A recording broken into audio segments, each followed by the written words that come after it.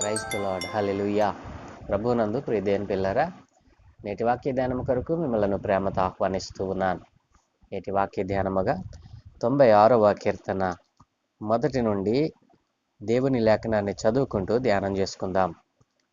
యెహోవా మీద కొత్త కీర్తన పాడుడి, సర్వభూజనులారా యెహోవా మీద పాడుడి. యెహోవా మీద పాడుడి, ఆయన నామమును స్తుతించుడి. అనుదినము ఆయన రక్షణ సువార్తను ప్రకటించుడి.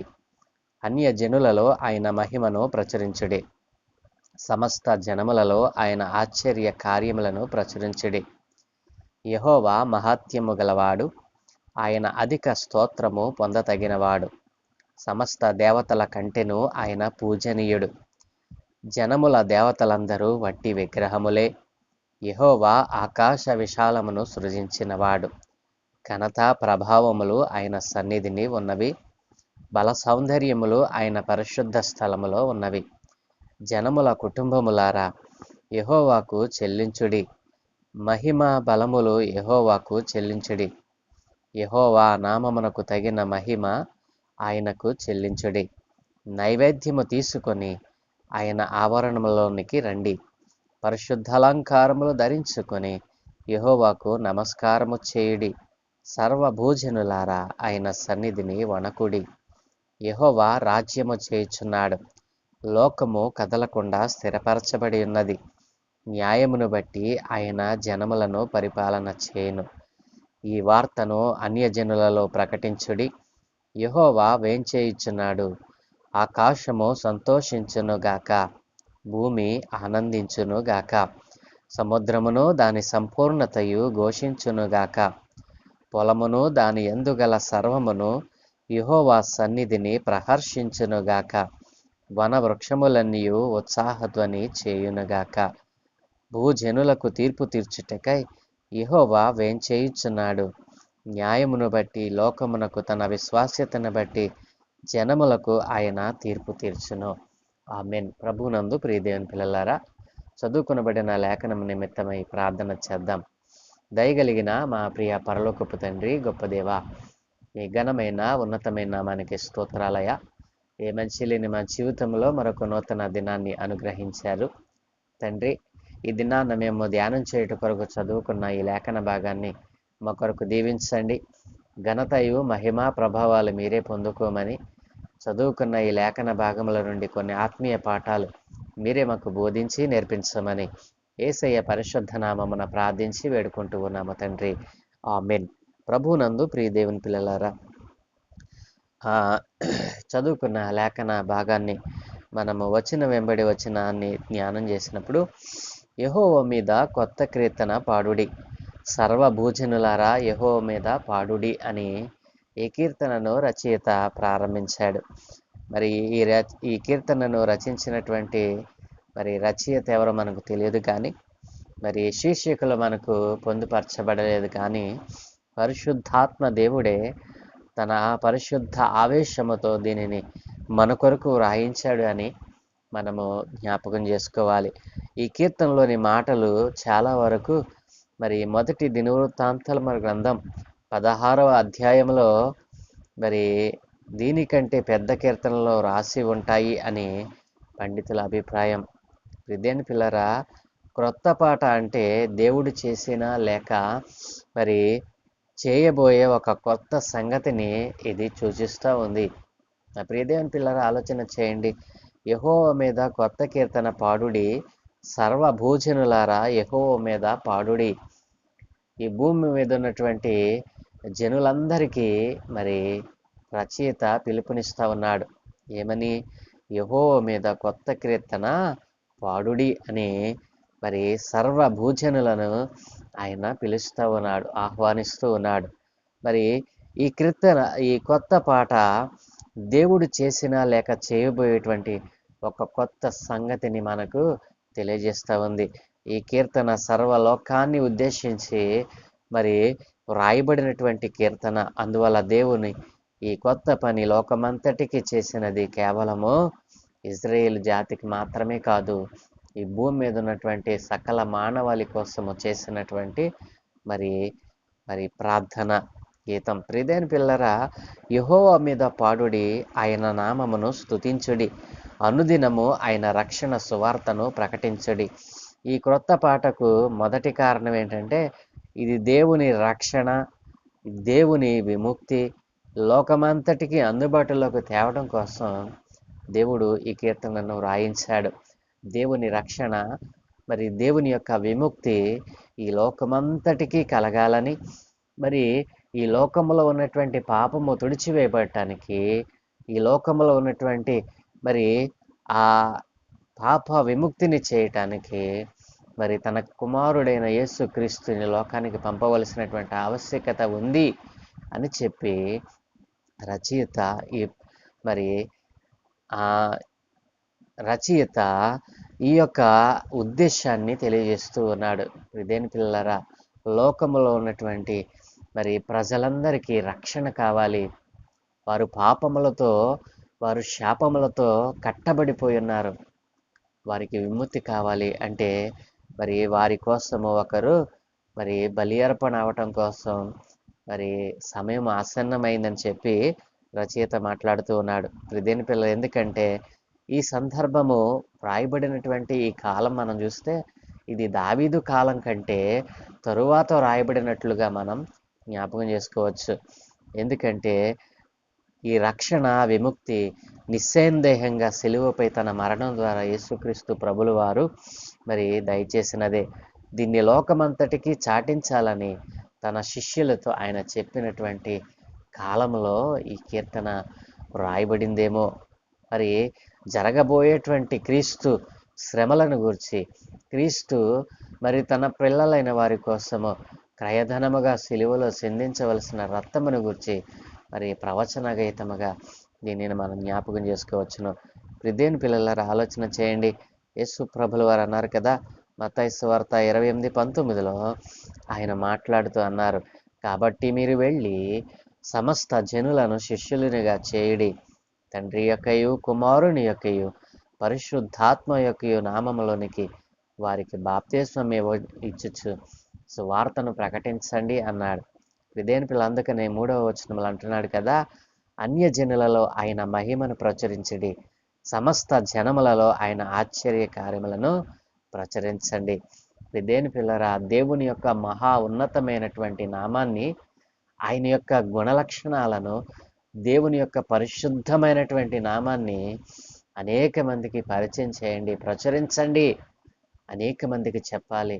నా ప్రియ దేవుని పిల్లలారా, ప్రతి ఉదయమున నేను ఇదే మొత్తుకుంటూ ఉన్నాను. దినములో ఒక్కరికైనా మనం సువార్త చెప్పాలి. ఆ సర్వశక్తి కలిగిన దేవుని నామాన్ని ప్రకటించాలి. దేవుడు మనకిచ్చినటువంటి ఈ గొప్ప జీవితాన్ని, ఈ మంచి జీవితాన్ని, దేవుని నామాన్ని ఇతరులకు చెప్పేదానికి ఉపయోగించినట్లయితే దేవుడు మన పట్ల కలిగి ఉన్న ఉద్దేశాలలో ఒకటైనా మనం నెరవేర్చిన వారమై మరి దేవునికి ఉపయోగపడే పాత్రగా మారుతాం. కాబట్టి దేవుడు అంటున్నాడు కదా, అన్యజనులలో ఆయన మహిమను ప్రచురించండి, సమస్త జనములలో ఆయన ఆశ్చర్యకారం ప్రచురించండి. దేవుని పిల్ల లేఖనాలు సెలవిస్తూ ఉన్నాయి. 145వ కీర్తన 10-12 వచనాలు మనం చూస్తే, యెహోవా నీ క్రియలన్నీయు నీకు కృతజ్ఞతాస్తుతులు చెల్లించుచున్నవి, నీ భక్తులు నిన్ను సన్నుతించుదురు. ఆయన రాజ్య మహోన్నత ప్రభావమును, ఆయన బలమును నరులకు తెలియజేయుటకై నీ భక్తులు నీ రాజ్య ప్రభావమును గురించి చెప్పుకొందురు, నీ శౌర్యమును గురించి పలుకుదురు. దేవుని పిల్లలారా, ఆలోచన చేశారా? మరి లేఖనాలు ఎలా సెలవిస్తూ ఉన్నాయి? ఆయన బల ప్రభావములను గురించి, ఆయన శక్తిని గురించి, ఆయన ప్రభావమును గురించి ఆయన పిల్లలైన నీవు నేను మరి అన్యజనులకు ప్రకటించాలి కదా, వారికి ప్రచురించాలి కదా. మరి దేవుని పిల్లలారా, యేసయ్య పుట్టినప్పుడు మరి గొల్లలు ఆ వార్తను అనేక మందికి ప్రచురించారు. ప్రచురించడం వేరు, ప్రకటించడం వేరు. నా ప్రియ దేవుని పిల్లలారా, మరి ఆలోచన చేయండి. మరి దేవుని మహిమ క్రీస్తులో వెల్లడి అయ్యింది. ఆయన ద్వారానే దేవుడు మనుషులతో మరి సమాధాన పడటం, మరణించి సజీవంగా తిరిగి లేవడం, పరలోకానికి ఎక్కిపోవడం అనేటువంటి ఆశ్చర్యక్రియలను దేవుడు తన కుమారుని ద్వారా నెరవేర్చాడు. ఈ అద్భుతాల గురించిన ప్రకటన ఇప్పుడు అన్ని దేశాల ప్రజలలో మరి మారుమోగుతూ ఉంది.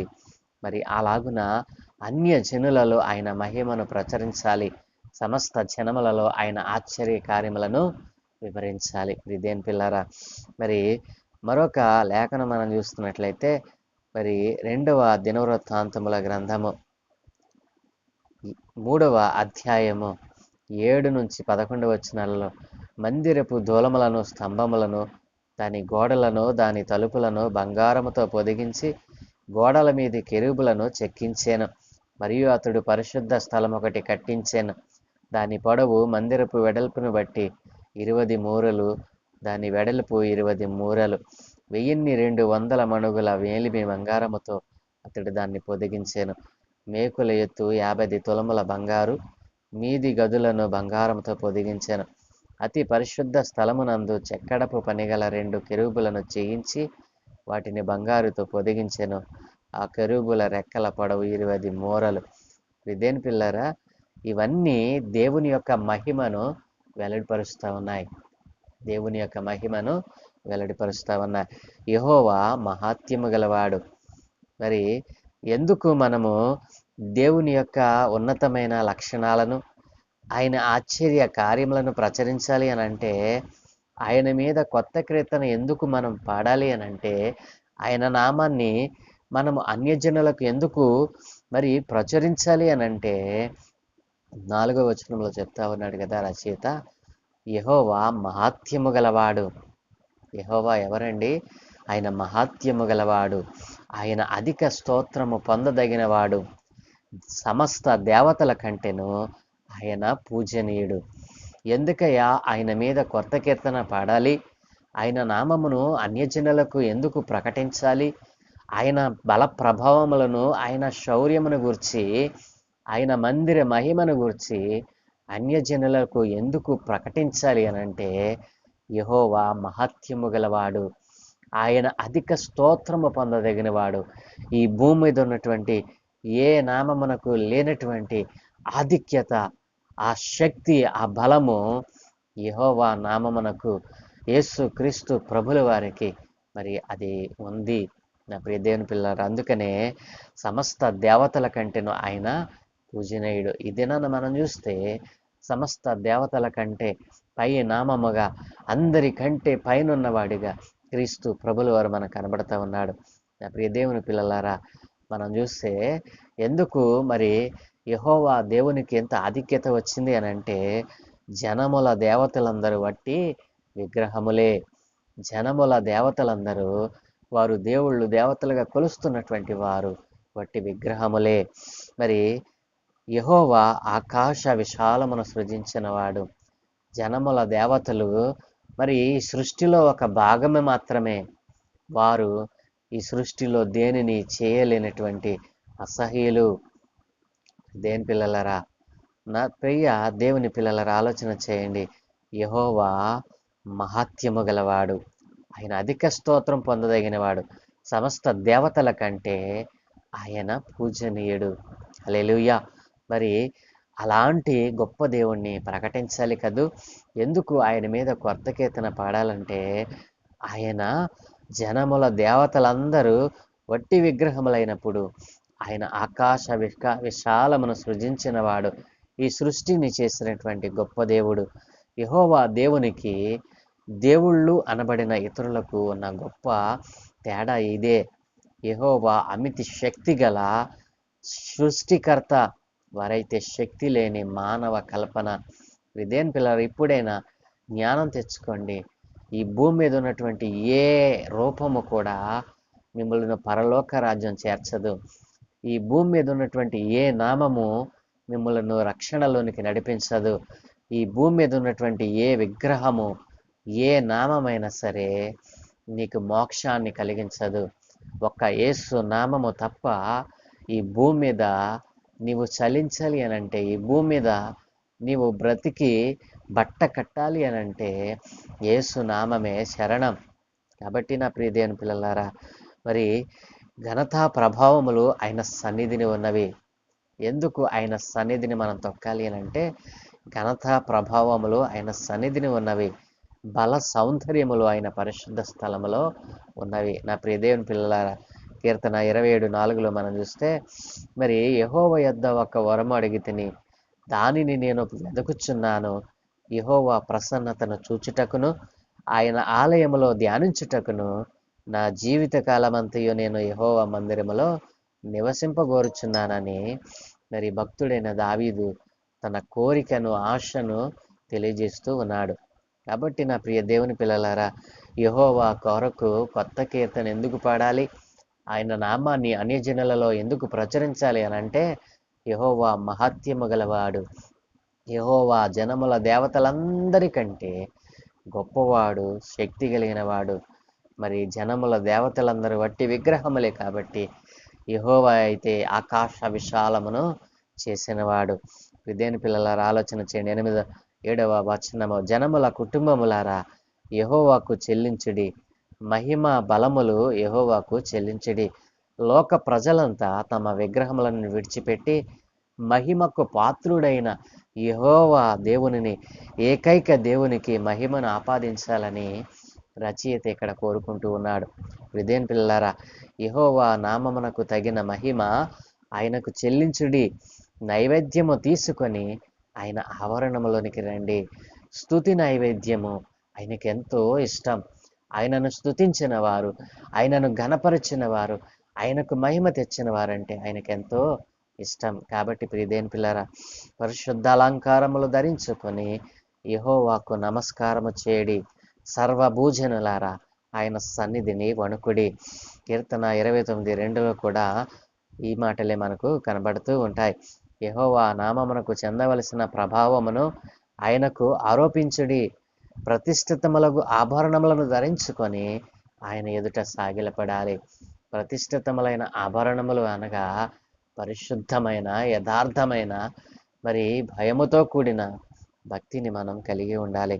పవిత్రత, మనోహారం, పాపం, వికారం, వణకండి అనేటువంటి పదాలు దేవుడు అనేక మార్లు మరి తన పరిశుద్ధ గ్రంథంలో ఉపయోగించారు.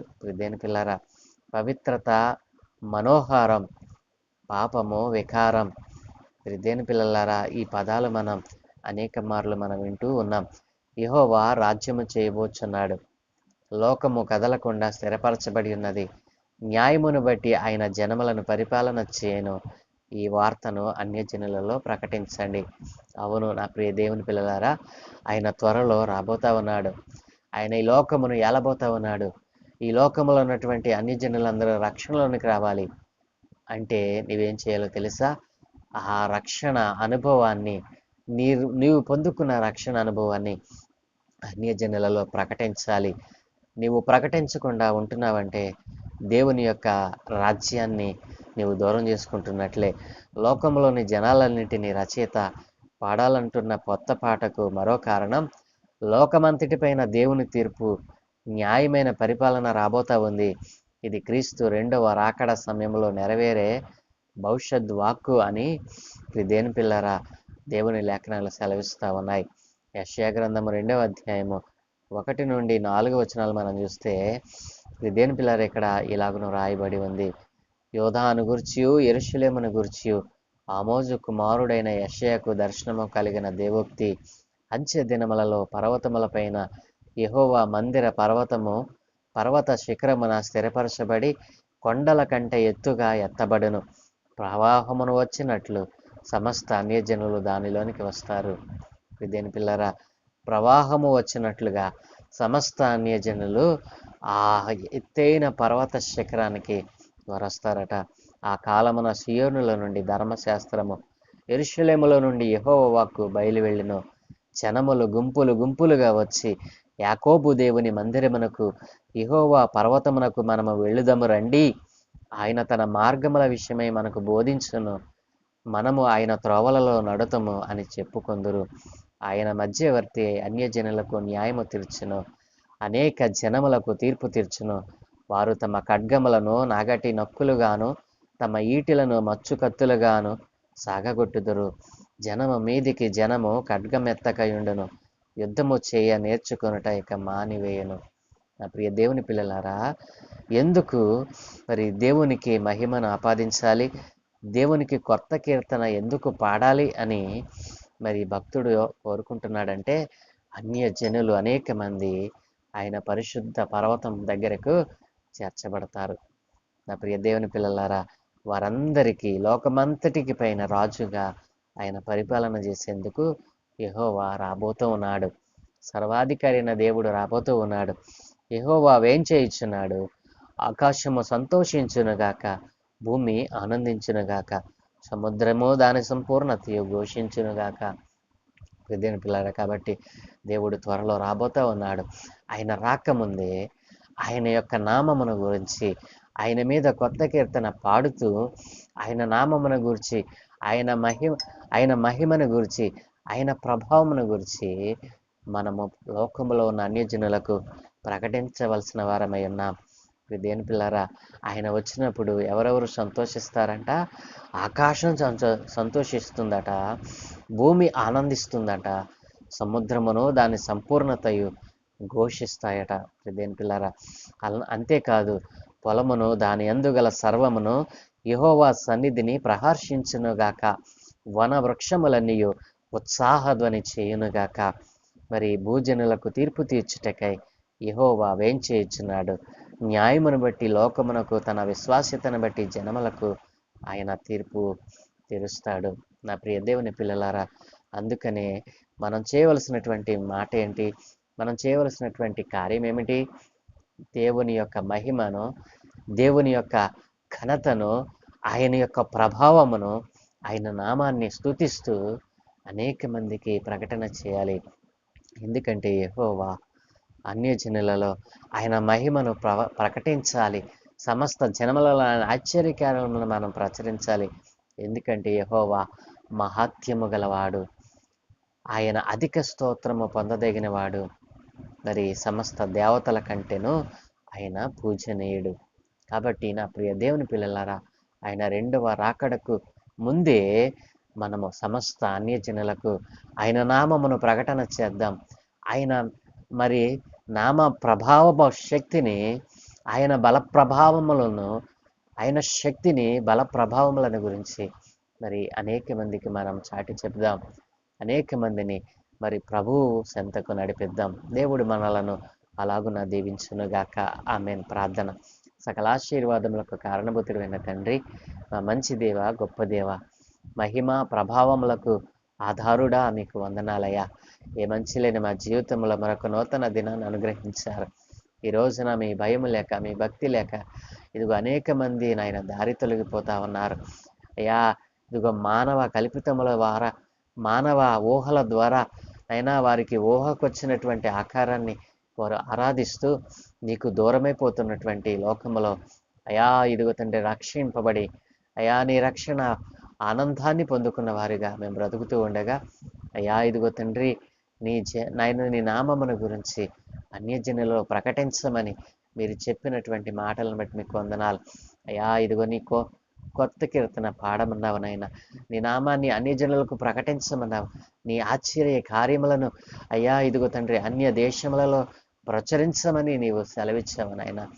ఎందుకనగా నీవు మహాత్యము గల మహారాజువు, అధిక స్తోత్రము పొందదగిన వాడవు.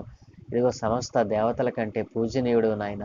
ఈ సత్యాన్ని ఎరుగక అనేక మంది నీ పిల్లలైన వారు దారి తొలగి ఉన్నారు అయా. సత్యమును తెలుసుకున్న వారే ఇదిగో నీ రాకడకు ముందే నాయన భూలోకమంతటికి నాయన నీ రాకడను గురించిన, నీ బల ప్రభావముల గురించిన మర్మములను అయ్యా నీ నామమును ప్రకటన చేసేవారిగా, ప్రచురించేవారిగా అనేక మందిని లేపమని, నీ రాజ్య సువార్తలో నైనా పాలు పంచుకొనకుండా ఇదిగో వ్యర్థముగా తమ జీవితాలను గడుపుతున్న నైనా యవనస్తులతో, వృద్ధులతో, నైనా పెద్దలతో, నైనా యవ్వనస్తులతో అందరితో మీరు మాట్లాడమని, ఈ రోజున అందరూ నీ రాజ్య సువార్తను అయినా ఇదిగో ప్రకటించేవారిగా మార్చమని అయ్యా. ఇదిగో తండ్రి, అంచె దినములలో మేము బ్రతుకుతూ ఉండగా అయ్యా, కడవరి దినాన్న మేము ఎత్తబడుటకు, ఆ సంఘముతో మేము చేర్చబడటానికి సహాయము దయచేయమని, ఈ దినం మేము చేయ పనులన్నిటి మీద మీ కనుదృష్టి ఉంచి మీ దూతల కాపుతలను గ్రహించి మీరే మహిమ పొందుకోమని యేసయ్య పరిశుద్ధ నామమున ప్రార్థించి వేడుకుంటూ ఉన్నాము తండ్రి. ఆమేన్, ఆమేన్, ఆమేన్.